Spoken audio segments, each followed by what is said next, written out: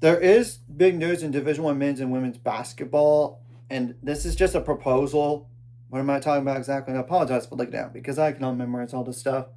The Division One men's and women's basketball oversight committees have proposed that the notification of the transfer windows open for 15 days following the conclusion of the men's and women's NCAA tournaments. The NCAA announced today. The Division I cabinet will review the proposal in January. If approved, it will go into effect in April. The men's basketball notification of transfer window would be open April 7th through 21st for the men. Like I already said that. While the women's window would be open April 6th through the 20th.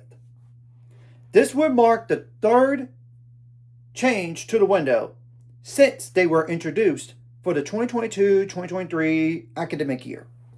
Initially, a 60-day window that began following the NCAA tournament selections. It was cut down to 45 days beginning the Monday after Selection Sunday in 2023. In October, it was announced that the window would be 30 days and begin after the second round of the men's and women's NCAA tournaments.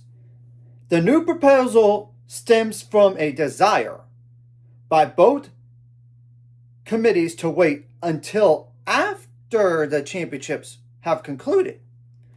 The oversight committees also proposed a change to the transfer process following a coaching change, one more in line with the change that was adopted in football in October.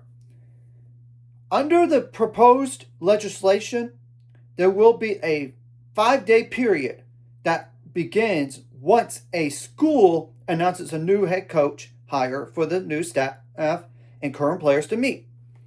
After that period, the players will have a 15-day window to enter the transfer portal.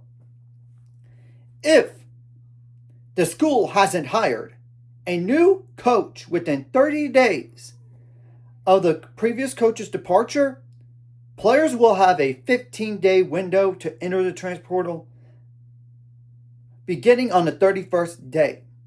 At schools where coaching changes are made after January 1, players will have to wait until the transfer window opens in April. Currently, there is a 30-day window for athletes to enter the transfer portal following a coaching change. So, what's the current transfer portal as of right now? Like the men, March 23rd to 21st. The women, March 24th through April 22nd. So I'm all for shrinking the windows down. It would help the fans to know quicker who's staying. Besides the graduation is going to be gone.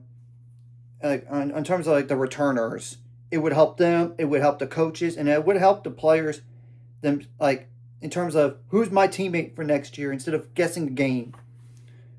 Potentially. And obviously, like the women's second round is like first and second rounds March 20th through 23rd, while the men's first and second rounds March 19th through 22nd. So we're going to have to wait and see what happens in terms of this proposal.